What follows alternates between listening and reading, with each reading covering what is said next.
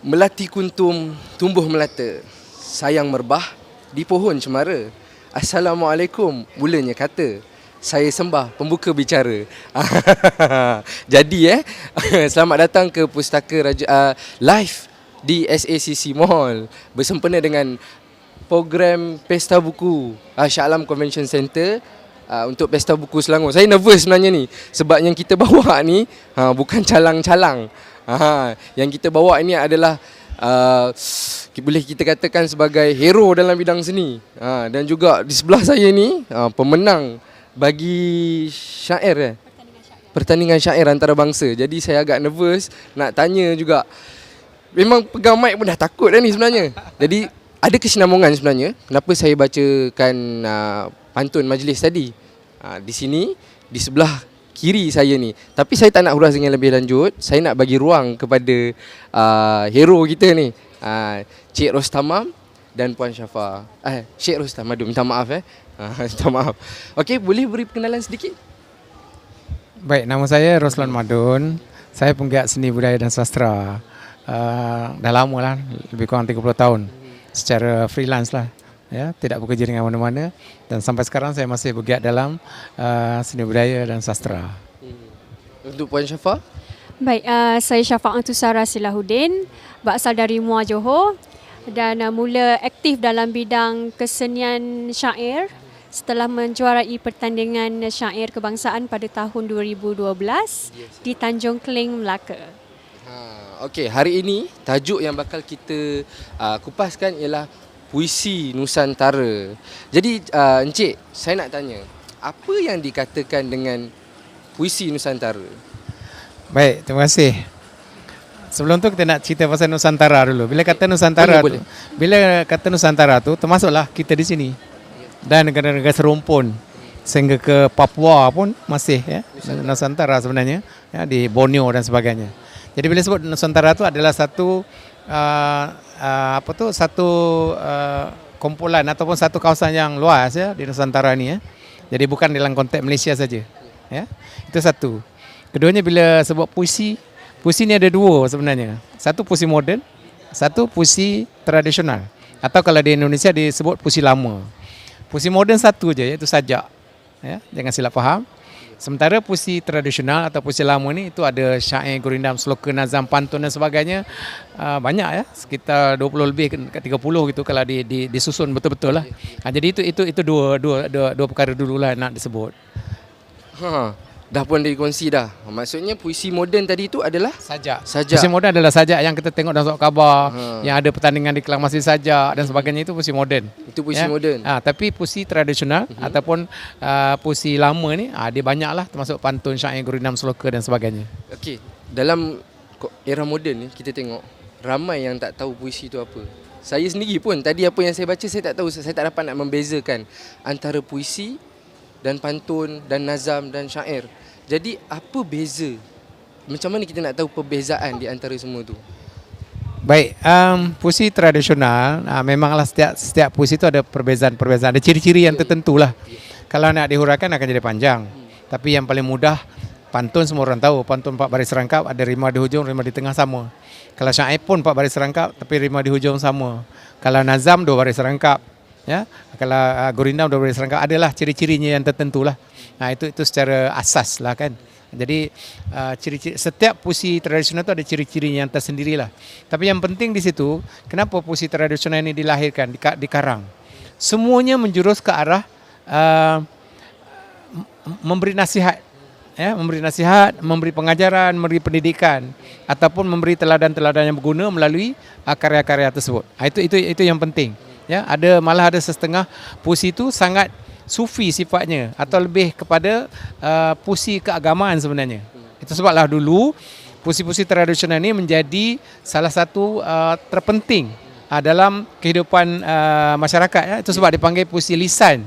Puisi lisan ni dia berkembang di dalam masyarakat secara lisan dan ia diguna pakai untuk sebagai ianya sebagai teras ataupun sebagai panduan teladan kepada masyarakat pada hari itu untuk kehidupan mereka. Dah berapa lama Encik menceburi bidang ni? Sebenarnya lama. Saya dulu minta maaf saya mencelah. saya mula-mula kenal Encik, saya kenal di Pustakaan Negara. Masa tu ada forum. Cik ada lalu tepi saya. Saya macam tiba-tiba Cik ada di depan saya. Oh, Cik ni bukan somebody ni. Tu saya tengok. Tapi selalu saya pergi, Cik ada di situ. Saya dah berapa lama dah? Okey, baik. Sebenarnya saya daripada kecil lagi sebenarnya. Seumur 13 tahun saya sudah menceburkan diri bidang seni. Tapi kepelbagaian lah bidang yang saya ceburi, ya, termasuk teater masa itu, sandiwara dan sebagainya. Tapi dalam puisi tradisional ni saya betul-betul serius mengkaji, malah saya telah pun mengembara sampai ke seluruh Nusantara, mencari, menggali. Nusantara lah, ya. Saya serius sejak tahun 2005 sehingga sekarang lah. Itu penglibatan saya secara serius lah. Ya, tapi sebelum itu adalah bidang-bidang lain juga yang diceburi. Ya.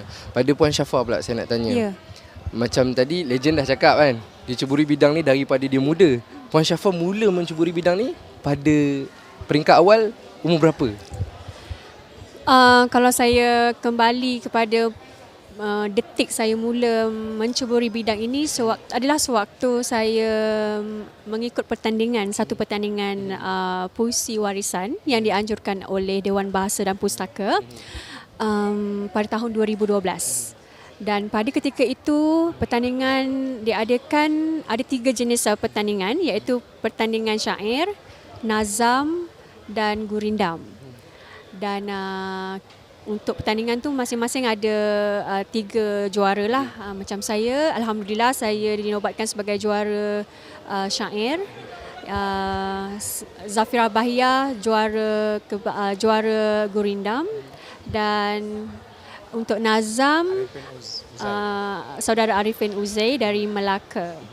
Jadinya setelah itu setelah pertandingan selesai kami terus tidak putus minat kami dalam puisi warisan ini. Jadi macam saya sendirilah, saya bercerita untuk diri saya.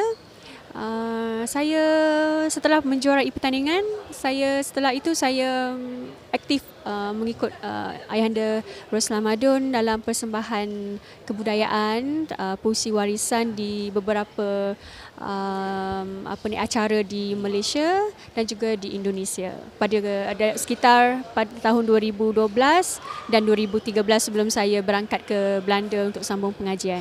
Jadi saya nak tanya juga Puan Syafa, macam mana boleh ada minat untuk menceburi dalam bidang seni ni?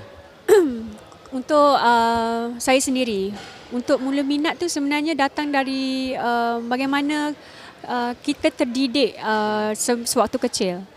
Kalau menurut saya, bagaimana kanak-kanak ataupun generasi muda itu terbimbing sewaktu mereka kecil dan dipengaruhi oleh faktor-faktor, especially keluarga lah.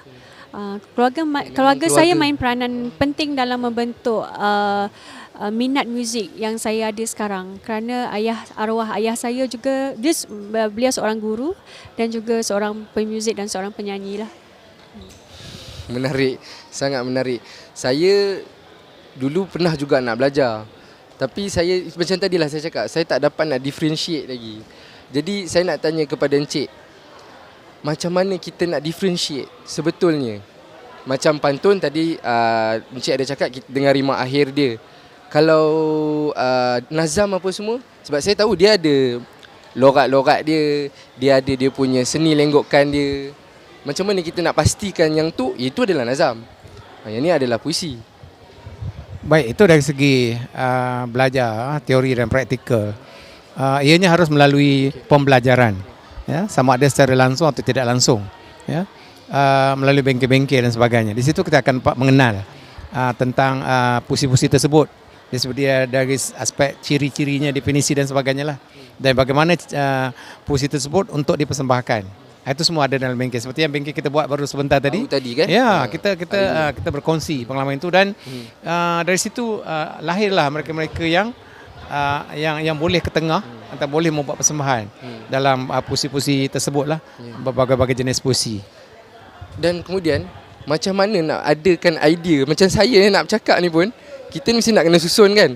Macam mana nak boleh idea instant untuk buat puisi tu? Baik, dia sebenarnya dia bercantum ataupun gabungan di antara bakat-bakat yang lain.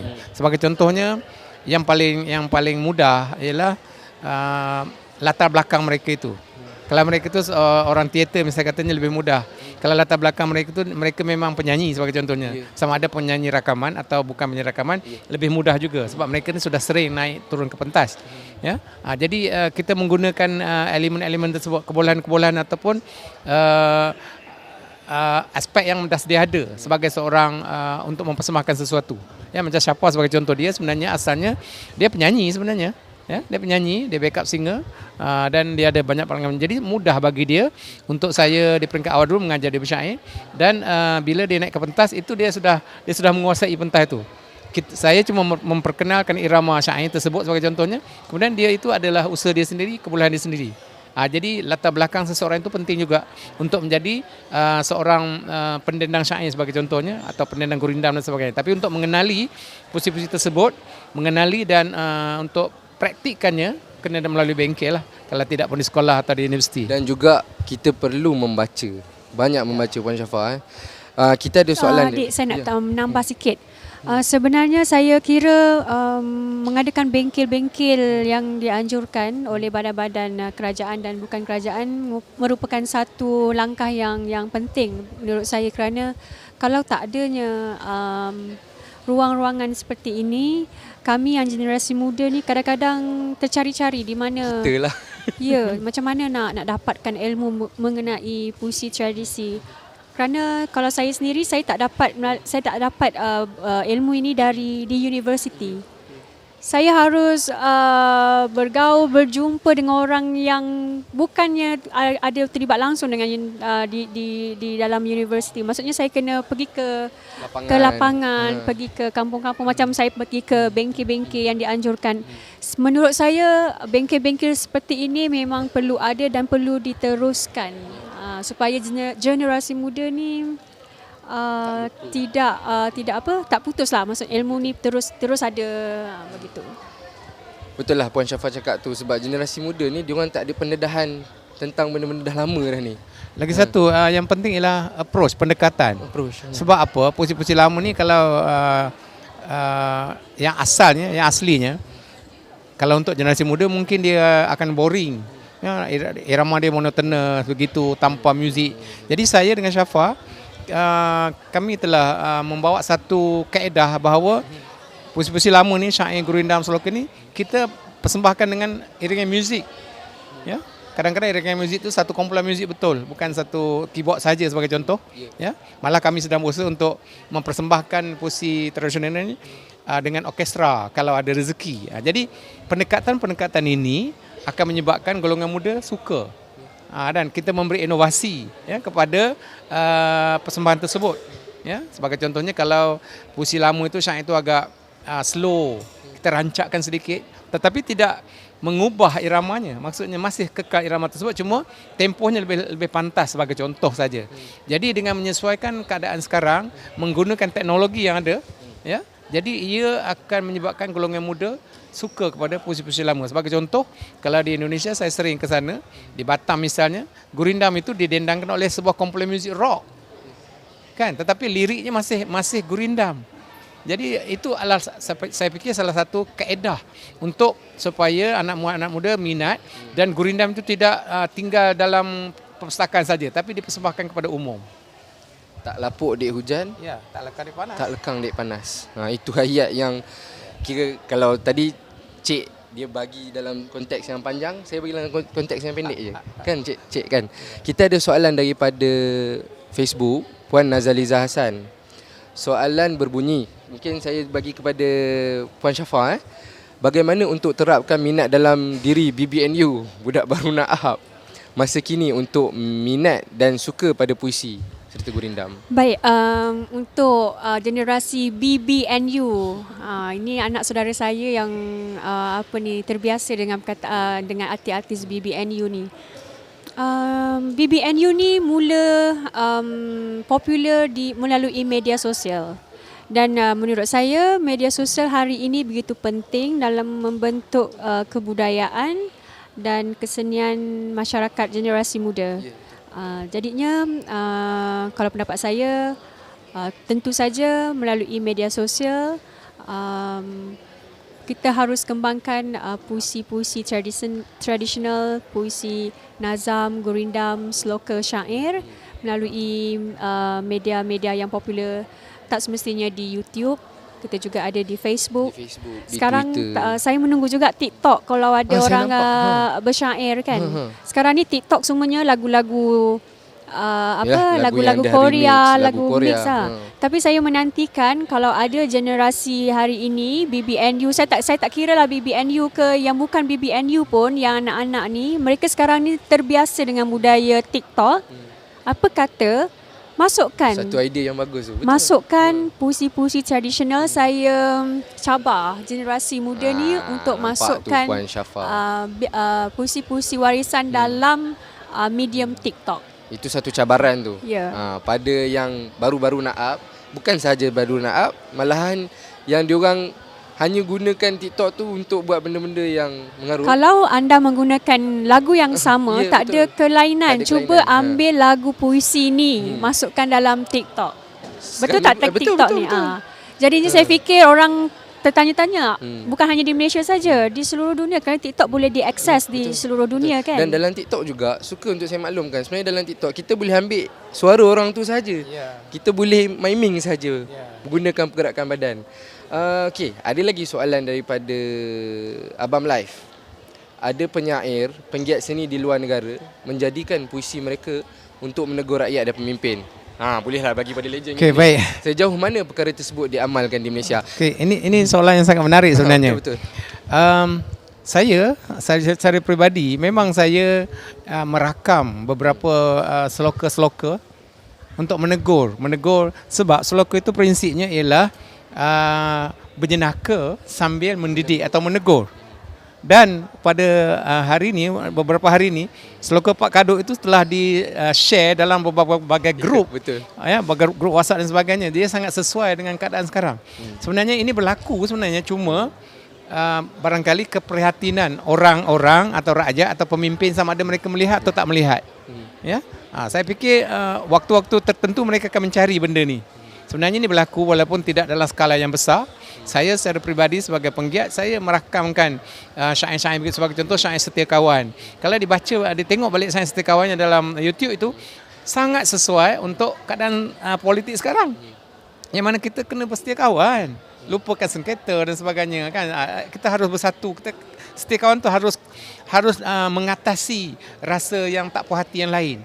Itu dalam syair-syair saya, dalam lagu juga, ada lagu rakyat dan sebagainya. Memang itu saya secara peribadi melakukan, dan saya fikir ada beberapa orang juga melakukannya. Cuma sedar atau tidak sedar masyarakat dan pemimpin bahawa ada teguran melalui kerjaya seperti ini.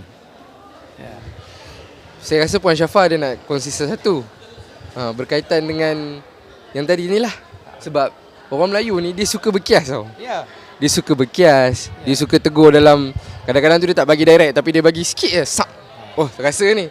Jadi apa pandangan? Saya tak nak beri pandangan kerana bagi saya baru saja mencuburi bidang ini. Jadinya untuk menjadikan puisi ini untuk mengkritik tu, pada saya belum sampai ke tahap itu. Kerana kalau nak buat persembahan dari segi menggunakan puisi tradisi untuk mengkritik seseorang tu, untuk saya belum saya tak ada kebijaksanaan untuk itulah. Belum lagi kot. Saya rasa perlu belajar lagi. Dengan lebih mendalam lagi lah. Encik Ros, boleh belanja sikit tak?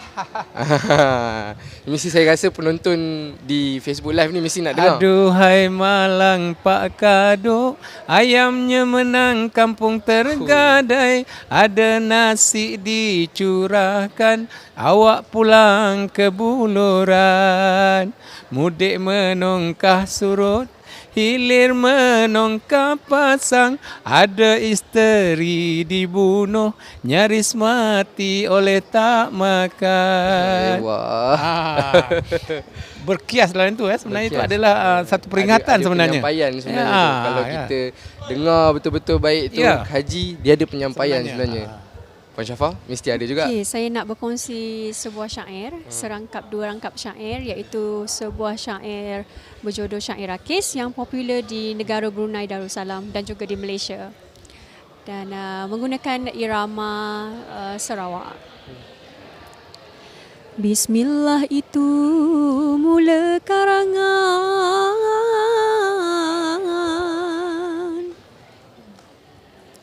gurindam bayu nama timangan, kisah rencana dagang buangan, nestapa lara di gunung larangan. Masya Allah. Gabungan dua ni memang menarik sangat. Sangat menarik. Tapi apa penyampaian dalam syair itu tadi? Sebenarnya syair ini tulisan oleh Raja Syair Shah Bandar. Pangeran Shah Pangeran Bandar Shah Bandar. dari Brunei Darussalam. Dia sebenarnya ada kisah yang sangat menarik. Dia ni seorang pemerintah Sarawak ketika itu kerana angkara penjajah James Brooke, maka dia turun takhta. Kerana kita ni kadang-kadang kita ni ada hal-hal yang orang menjadikan kita menjadi kehidupan kita menjadi keliru dan tak menentu.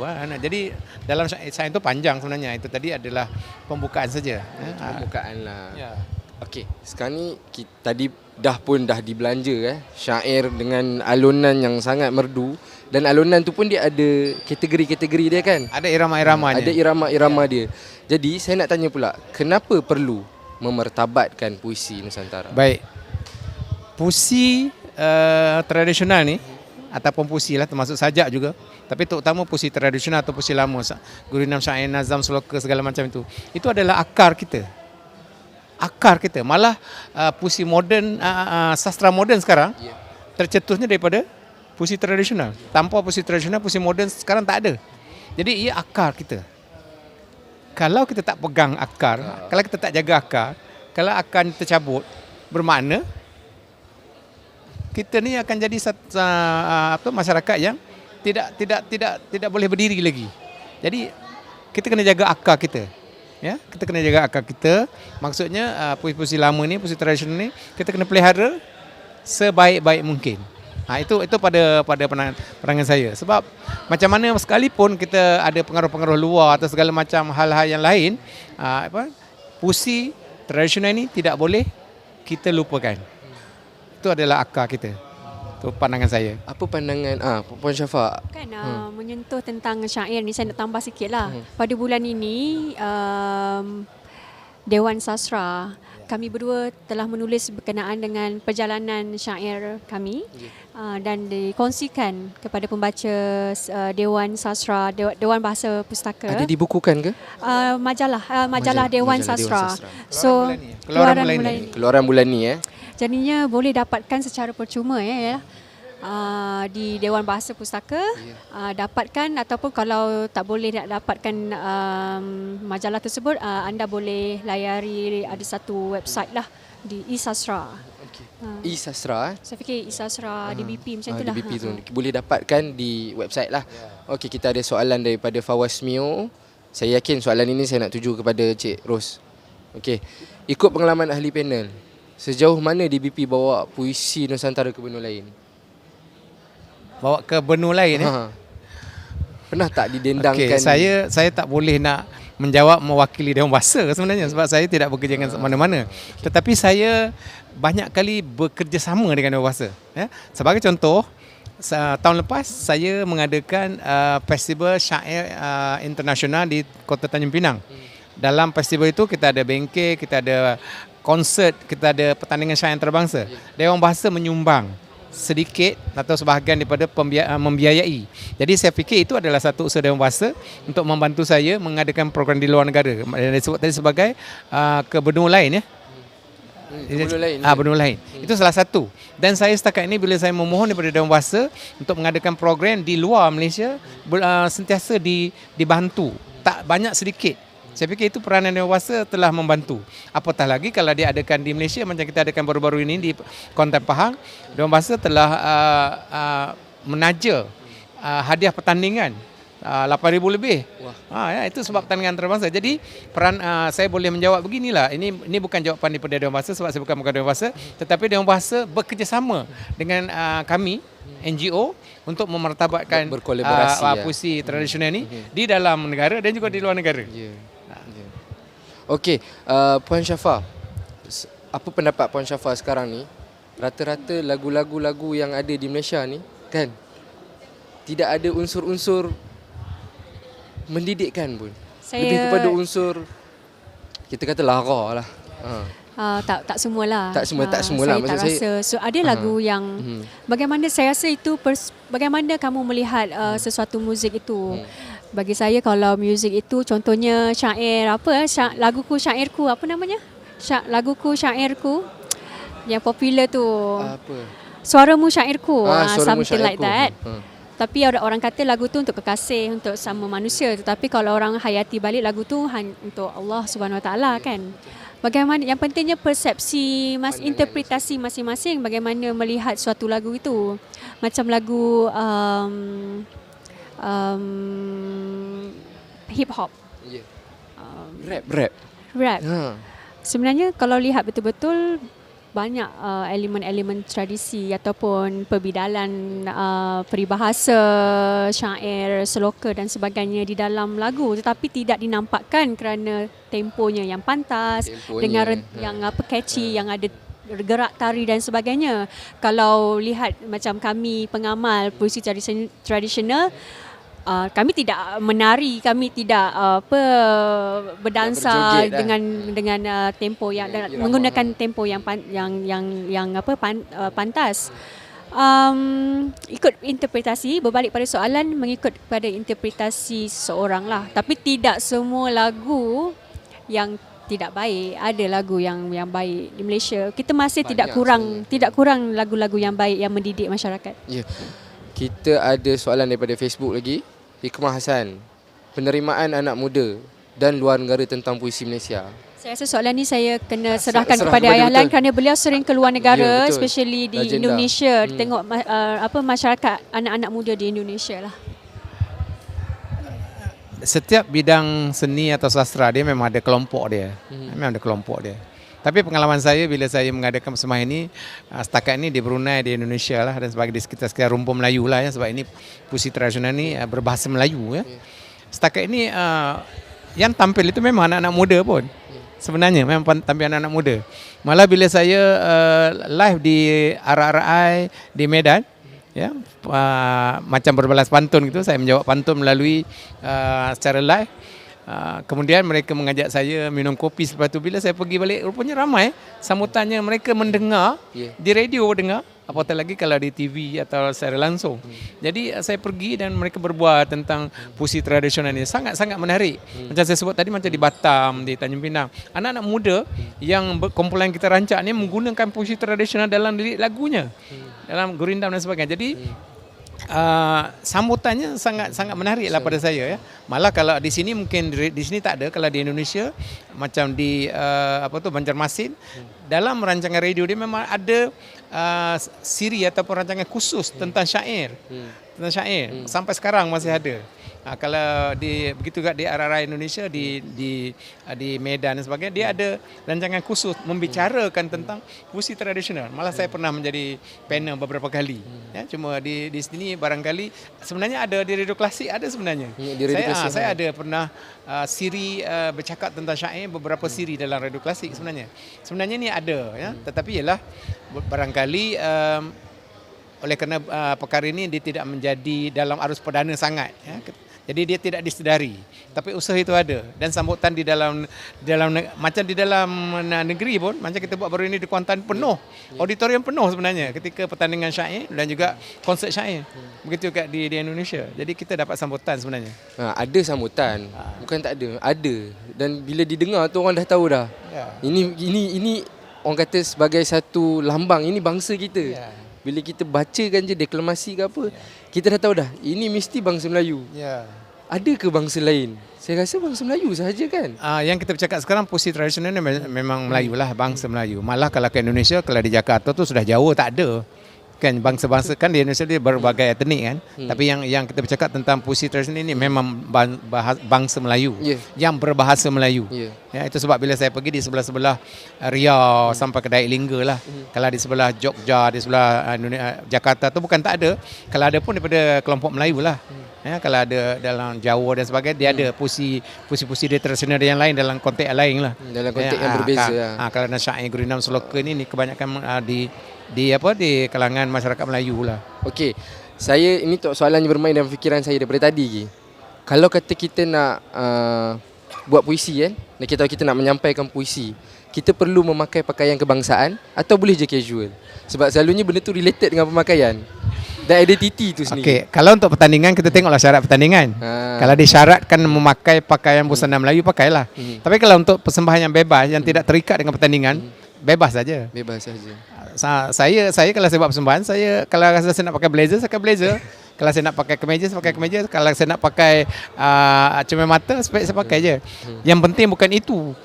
Yang penting apa yang kita sampaikan itu sampai tak kepada masyarakat, kepada audiens kita. Kan? Kalau kita pakai busana cantik sangat tapi kita buat persembahan yang tak ada penghayatan, kan? Jadi mungkin barangkali orang tak nampak baju je lah kan. Jadi pada saya bukan tidak penting penampilan itu, tetapi yang pentingnya ialah bagaimana ianya sampai kepada audiens kita. Ya. Kita nak penyampaian tu, bukan pemakaian sebenarnya.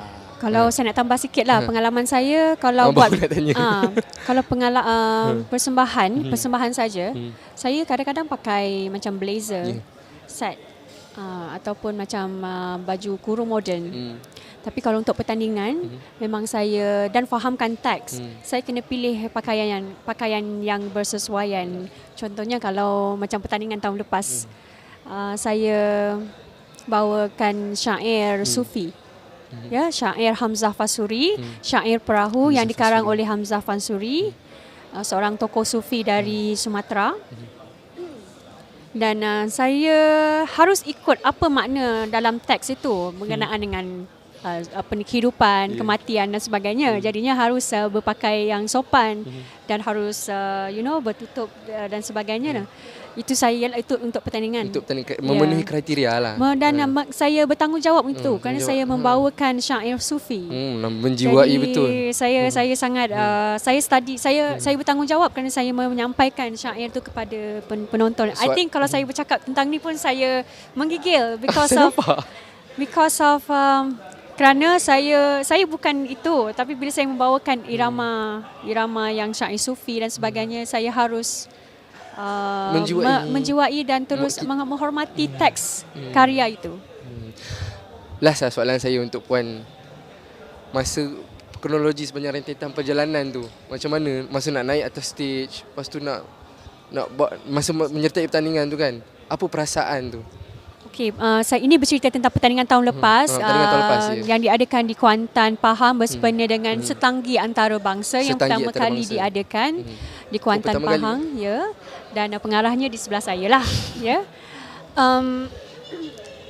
Saya antara penendang syair yang senior yang menyertai pertandingan itu.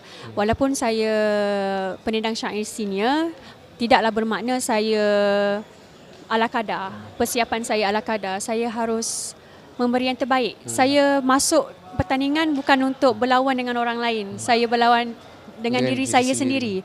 Kerana saya mahu membuat yang lebih baik daripada persembahan saya yang sebelum-sebelum ini. Jadinya persiapannya macam biasa, luar biasa sedikit lah. Maksudnya saya kurang makan makanan yang berminyak. Saya tak boleh makan pedas. Saya tak boleh makan pedas. Tidur cukup, jaga kesihatan.